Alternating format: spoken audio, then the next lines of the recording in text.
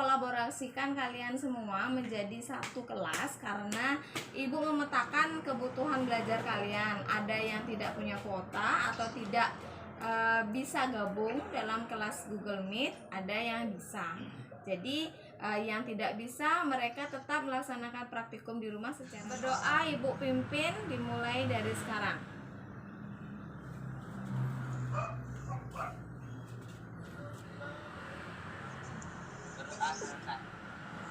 Ya. Sudah berdoa selesai. 13 orang ya, gabungan dari 9I, J dan K. Ya.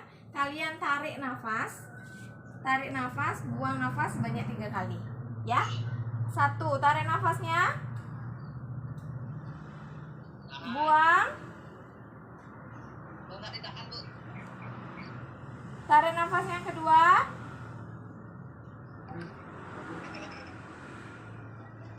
Keluarkan. Tarik nafas yang ketiga. Oke, sudah. Sekarang kalian amati lingkungan sekitar rumah kalian, di mana ada pepohonan dan udara yang sejuk di pagi hari, supaya apa tujuannya? Agar kalian fokus dalam pembelajaran ibu. Ya, gimana, sudah tenang nggak? Sudah nyaman belum diri kalian? Atau masih ada kegelisahan? Mungkin kalau masih, silahkan tarik nafas. Sekarang ibu ingin melakukan kesepakatan terlebih dahulu sebelum mulai pembelajaran. Ibu ingin membuat tata tertib kelas supaya tidak ada yang berbicara tanpa izin atau komunikasi kalian tidak aktif di dalam diskusi pembelajaran. Disiplin dalam berbicara. Disiplin dalam berbicara. Disiplin dalam berbicara dengan sopan santun gitu ya. Lagi? Mendengar guru dan tidak lain-lain. Oke, bagus. Mendengar guru, mendengarkan penjelasan guru, tidak lain-lain. Jadi, apa yang kita tulis di sini itu semuanya kalian harus bertanggung jawab untuk menjalankan. Tidak ada yang tidak bertanggung jawab. Misalnya tidak boleh berkata kurang sopan santun dalam proses pembelajaran, berarti tidak ada yang seperti tadi membuka mikrofon. Ada tanggung jawab kita bersama supaya proses pembelajaran kita berjalan lancar dan baik. Audio Jungle. Misalnya makan anggur atau makan jeruk, buah jeruk atau buah anggur, bijinya pasti dibuang apa ditelan? Iya, dibuang. Ya, pasti dibuang. Namun bisa kalian buang di atas tanah, permukaan tanah, atau bisa kalian buang atau taruh begitu saja di atas meja. Nah, itu reaksinya akan berbeda. Ketika kalian buang di atas tanah biji tersebut beberapa minggu pasti akan tumbuh menjadi tumbuhan di mana biji yang kalian buang, misalnya kalian buang biji tumbuh pasti buah jeruk. Begitu pula buah yang lain, ya. Nah, seperti itu.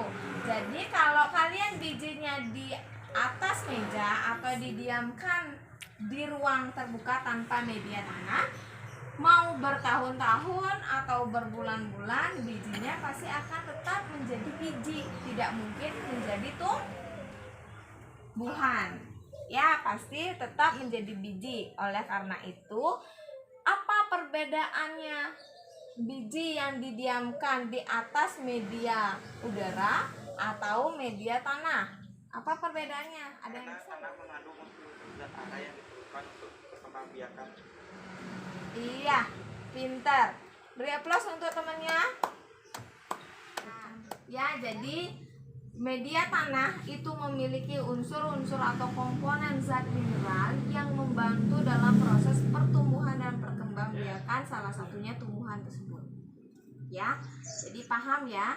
Nah, sebelum Ibu mengajak praktikum, di LKS sudah ada, di literatur yang lain juga sudah ada, bahwa komponen tanah itu ada bermacam-macam. Pertama, siapa bisa komponen macam-macam penyusun tanah, zat hara tanah? Eka Mendra, ya, yang udah kalian isi label. Yang pertama tanah kebun, kemudian pasir, dan yang ketiga itu adalah tanda strip. Coba dilihat labelnya tanah kebun, kalian masukkan tanah kebun, ya. Ya, silahkan kita pelan-pelan. Yuk semua masukkan tanah kebun pada label tanah kebun. Tanah kebun masukkan ke label gelas yang isi tanah kebunnya. Ya, yang belum nempel, kertasnya jangan dimasukkan di dalam, Nak Made Ayu. Kertasnya ditempel di luar aja, ya, supaya nanti ada tidak kandungan airnya, itu kertasnya juga tidak ikut lembab, ya. Jika sudah, kalian letakkan dulu. Kemudian pasir juga dimasukkan pada gelas yang ada label. Yang tanda strip kalian kosongkan tanpa tanah. Sudah? Sudah. Oke, sekarang kalian tutup semua dengan plastik yang kalian punya. Tutup atas dari plastik gelas tadi, ya, masing-masing semuanya di ini. Bisa kalian rekatkan dengan selotip atau kalian menggunakan karet gelang. Kalau karet gelang ya tinggal dimasukkan seperti ini aja.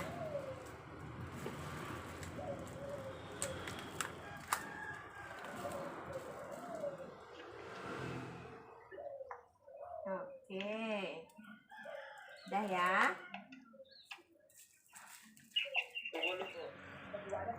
sama tanah itu juga kita tanah kebunnya.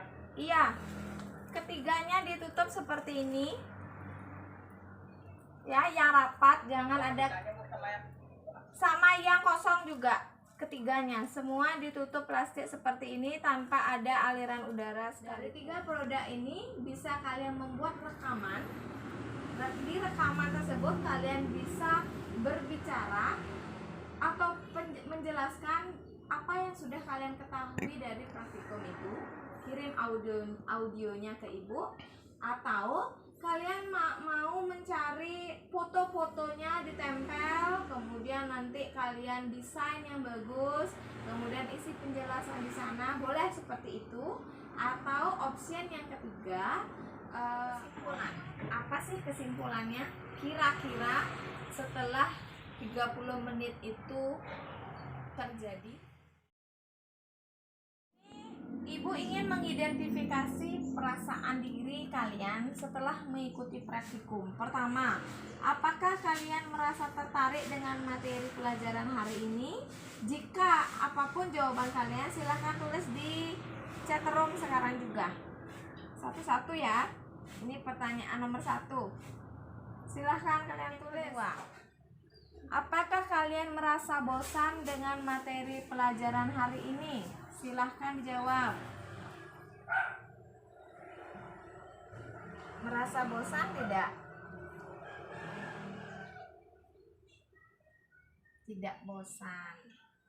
Tidak bosan. Iya. Semoga apa yang sudah Ibu berikan membuat kalian tidak jenuh dalam belajar, ya.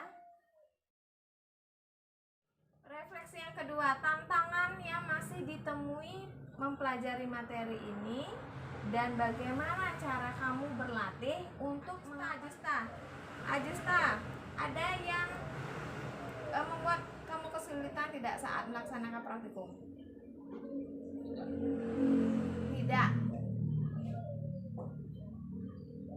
Tidak ya, jadi semua bisa melaksanakan dengan baik. Permasalahan yang kalian temui, mau itu masalah pribadi atau masalah pembelajaran khususnya, Ibu dengan tangan terbuka akan membuka chat untuk kalian supaya kalian bisa curhat istilahnya kepada ibu apa saja kendala atau kesulitan yang kalian hadapi saat proses pembelajaran atau materi pembelajaran. Jadi jangan segan-segan ya, mau malam, pagi atau siang ingin menanyakan sesuatu boleh ke ibu. Ibu akan memberikan solusi supaya kalian tidak memendam lagi permasalahan yang kalian temui itu, supaya solusi untuk memecahkan semua masalah dalam proses belajar atau bagaimana bisa. Jangan segan-segan menanyakan sesuatu atau meminta bantuan pada ibu ya. Jelas semua? Dengan doa ya, doa terakhir, terima kasih kepada Tuhan karena sudah diberikan kelancaran pada proses pembelajaran hari ini. Berdoa dimulai.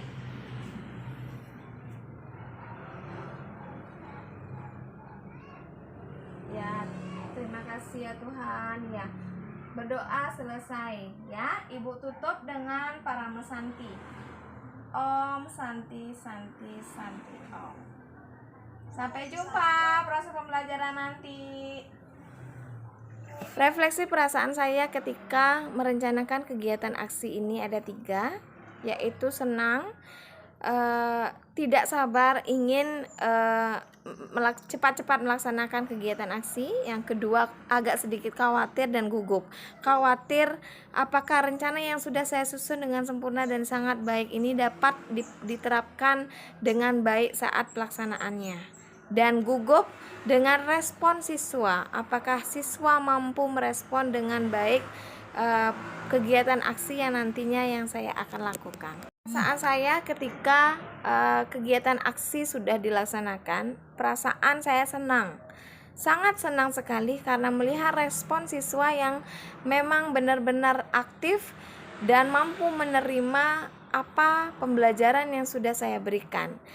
Dari rata-rata respon siswa mengatakan bahwa pembelajaran hari ini itu sangat menarik dan membuat tertarik siswa karena praktikum yang saya berikan itu mudah dilaksanakan, bahan dan alat mudah disediakan, dan alur dari kegiatan pembelajaran yang saya berikan itu adalah kegiatan pembelajaran yang menyenangkan, di mana proses pembelajaran yang saya berikan itu mengkolaborasikan pembelajaran berdiferensiasi dan pembelajaran sosial emosional.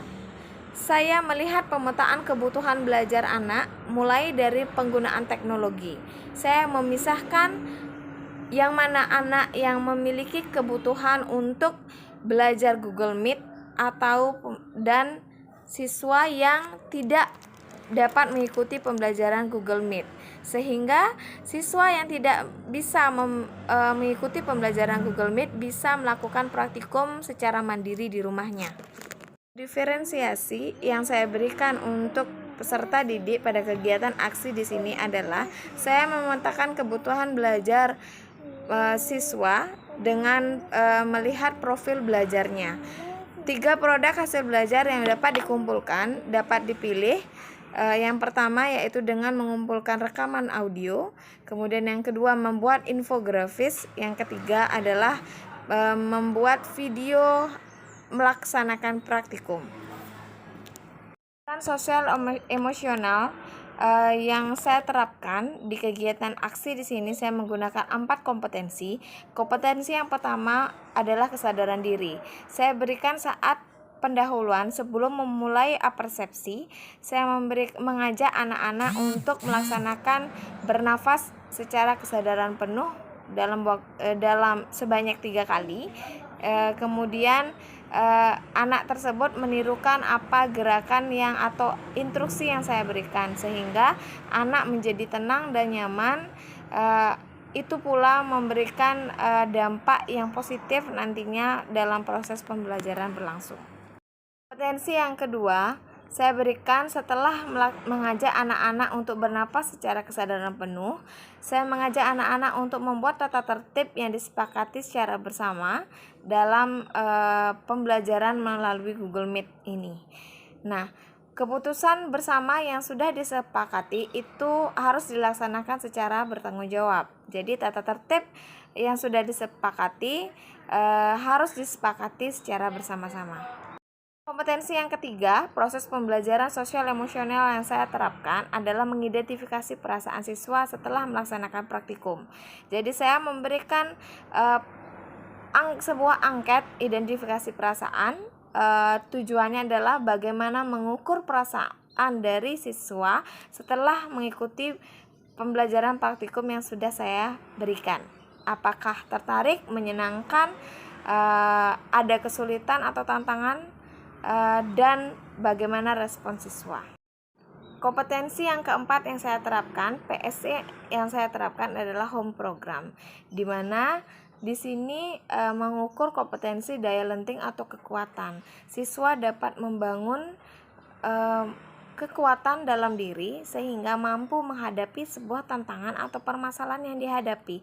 Dengan cara saya memberikan ruang terbuka kepada siswa, bagi siswa yang mau menanyakan solusi kepada saya, adakah tantangan atau kesulitan yang memang dihadapi dalam permasalahan pembelajaran.